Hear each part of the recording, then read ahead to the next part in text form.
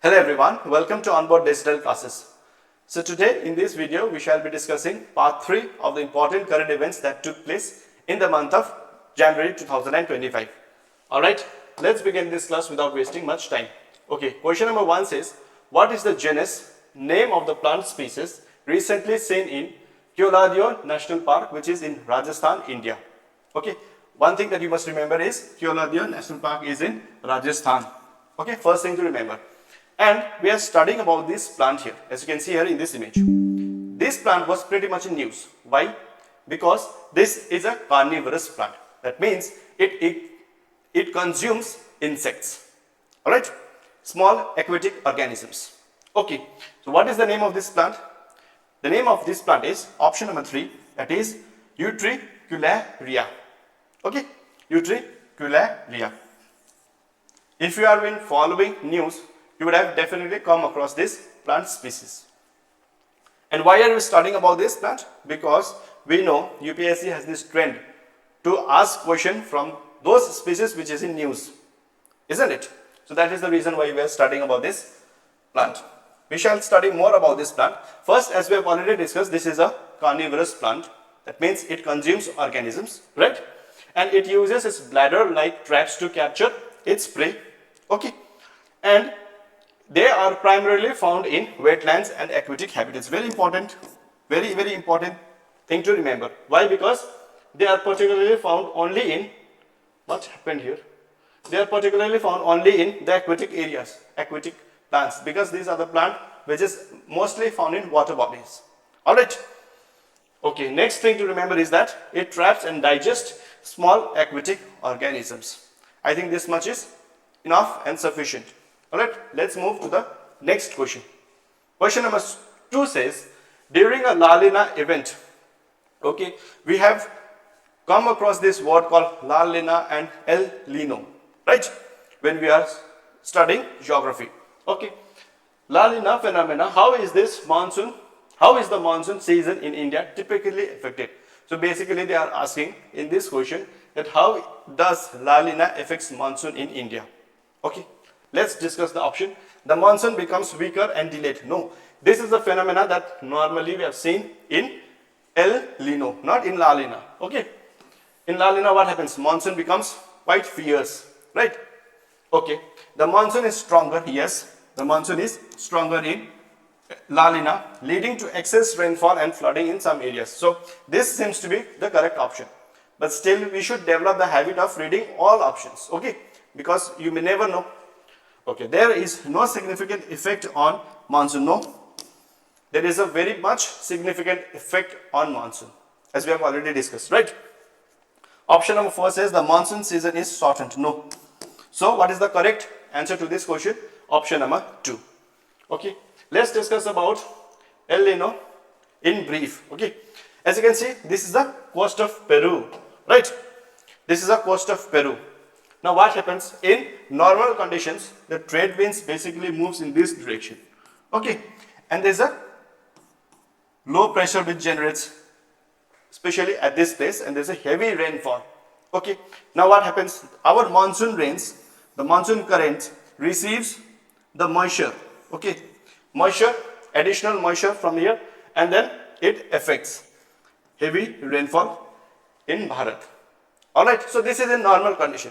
Now, in La Nina, what happens? This phenomenon is strengthened. That means more number of trade winds comes in this direction. Okay, and then more number of moistures, heavy rainfall, again heavy impact on Indian monsoons. So that is what the La Nina is all about. And why are we studying about El Nino and La Nina? Because as you can see here, La Nina conditions have re-emerged in the Pacific Ocean as reported by National Oceanic and Atmospheric Administration. Okay, that means as per NOAA, they are saying that in 2025, okay, this is the news that we, as you can see here, it is on 9th January 2025. Okay, what they are saying is in 2025, we, that is Bharat, is going to experience La Nina condition. That means there is going to be pretty good rainfall, and if there is a rainfall, eventually it's going to help our farmers, right? So, and what about La Nina? This entire thing reverses. The normal trade winds that comes gets weakened in La Nina condition, right? The normal trade winds get weakened. And what happens? There is a low pressure which is created at this place. Okay, and there's a heavy rainfall. Alright, and one more thing that you must remember is that during La Nina there has been upwelling in this area. Okay, upwelling in this area. That means the microorganism, that means the organisms that lives beneath the ocean that comes above, okay, on the surface, it becomes very much easier for fishing. That is the reason why during La Nina condition, okay, fishing is pretty much evident at this place. Okay, there's a huge fishing industry. But if the reverse happens, what happens? There's a huge loss to the fishing industry because there is no upwelling in this place. Alright, so that is something that we have discussed about El Nino and La Nina in brief. Okay, next question. Question number 3. Where is Mount Ibu located? Why are we studying about Mount Ibu? Because recently, as you can see here, there is a fly ash, as you can see here, right, in this image, that erupted. And this Mount Ibu is in Indonesia. Because again, as we have already discussed previously in our previous videos, we know that UPSC has the trend to ask questions from places in news. Alright, and these are important peaks which is also in news.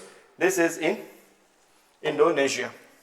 Alright, Mount Ibu is located in North Maluku, Indonesia, and recently there was an eruption sending ash clouds to up to 3 kilometers high. Normally what happens when there's an eruption, volcanic lava comes out, right?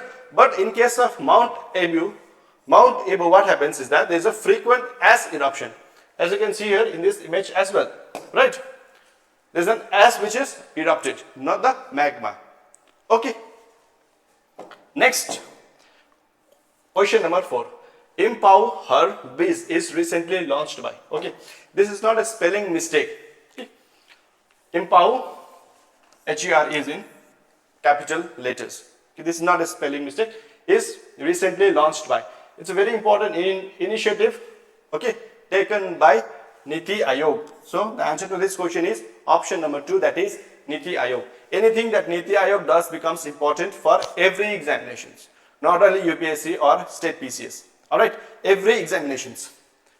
Okay, let's know more about Impau Her Biz.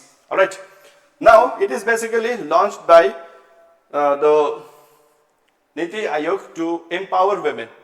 Alright, how? Let's discuss. Women Entrepreneurship Platform, that is WEP of Niti Aayog, has recently launched a new initiative called Impau Her Biz Sapnon Ki Udan.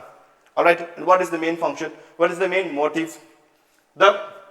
This initiative aims to empower women entrepreneurs. Basically, it is for women entrepreneurs and not for all, but especially to those who are working in organized retail sector. Very, very important thing that you must keep in mind. Okay, for organized retail sector. Alright, and also they are providing with skills as well as resources. Okay, skill as well as resources to women entrepreneurs, especially working in organized retail sector. And this is an initiative of Niti Aayog. Alright. Okay. Next question. Which of the following countries border Gulf of Mexico? Some in our part of world it is called Mexico, but in some other part of the globe this is pronounced as Mexico. Alright. And why are we studying about this? Because we know recently we have seen the President of the United States of America saying that he is going to change the name of Gulf of Mexico to Gulf of America. Alright. Which of the following countries border the Gulf of Mexico? United States, Mexico and Cuba. So the answer is all of the above. Okay, as you can see, this is Gulf of Mexico. Mexico is there, right? Guatemala is there, Cuba is there, Haiti is there, as well as United States. Alright, important thing that you must keep in mind, because this is location in news. Right, favorite topic of UPSC. Unpredictable Service Commission, right? Anyway, question number 6. Which international body monitors the implementation of the Montreal Protocol? Montreal Protocol is basically related to ozone layer depletion. Okay, so what is the international body that monitors Montreal Protocol? That is the question, right? So the answer to this question is UNEP, that is United Nations Environment Program. Okay, option number 1. Why are we studying about Montreal Protocol? Because India has successfully phased out HFCs, that is hydrofluorocarbons, and hydrofluorocarbons are primarily responsible for ozone layer depletion, right? And basically what happened is India has successfully phased out HFCs. Okay, in manufacturing, aligned with its commitment under the Montreal Protocol. Okay, Montreal Protocol is established in 1987. And as we have already discussed, it is related to ozone layer depletion. Alright.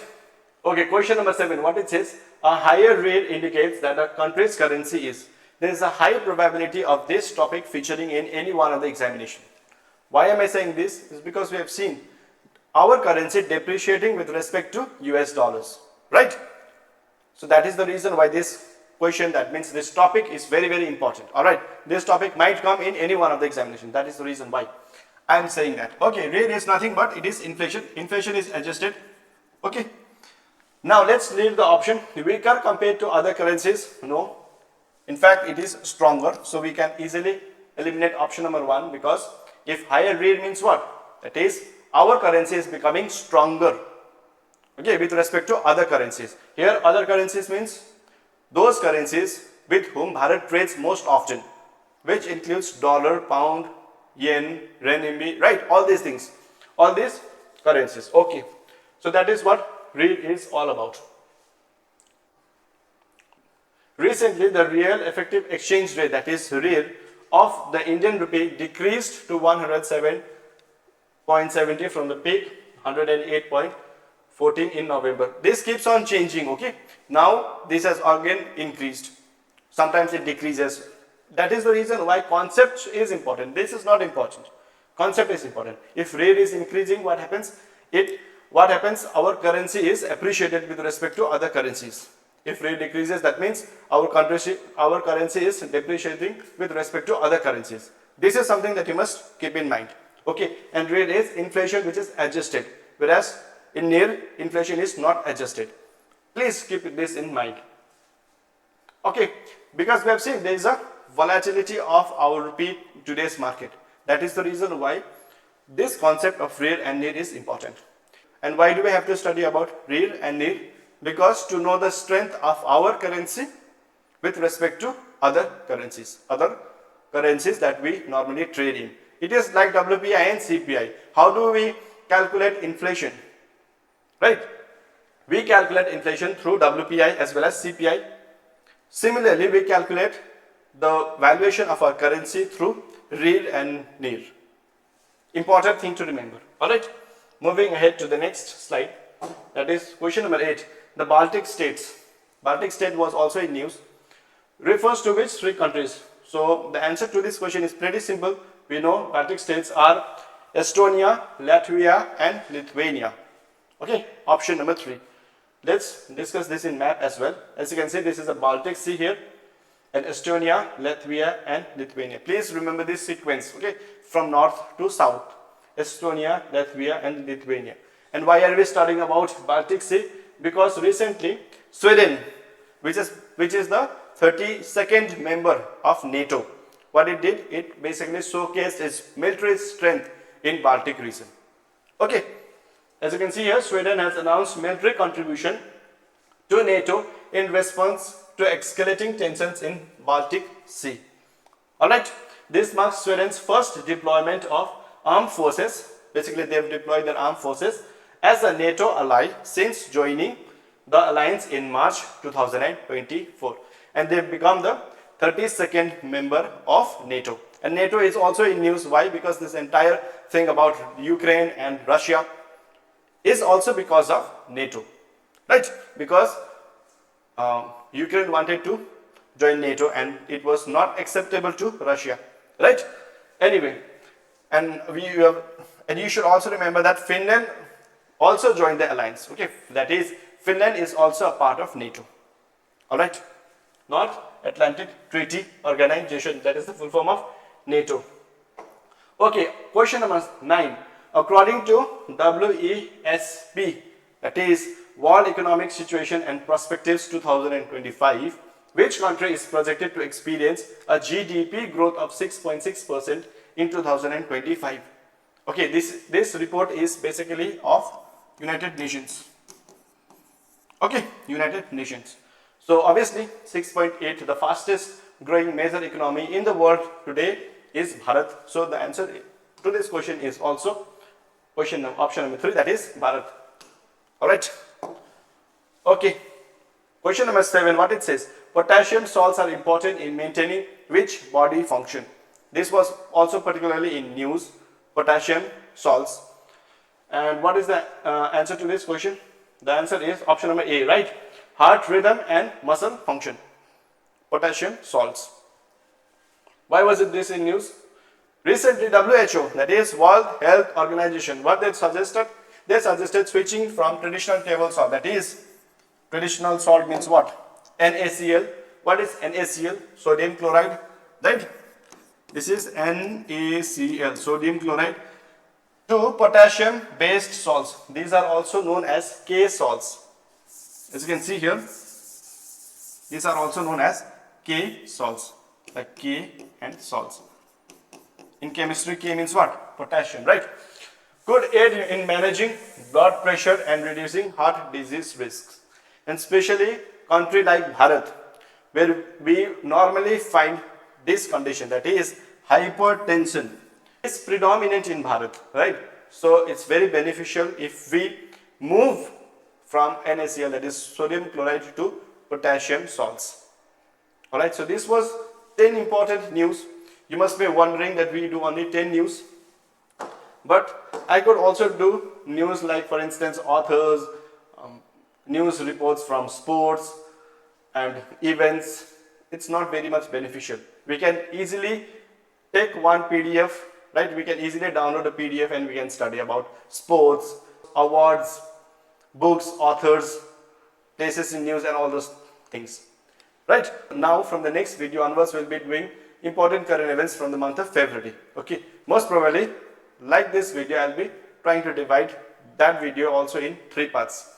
Okay, we'll be selecting most important questions from that month and then we'll be covering only important questions. Okay, so with this, I'll take your leave. We'll meet you in the next class. Thank you very much. And please don't forget to like, share and subscribe the channel as well. Alright, thank you.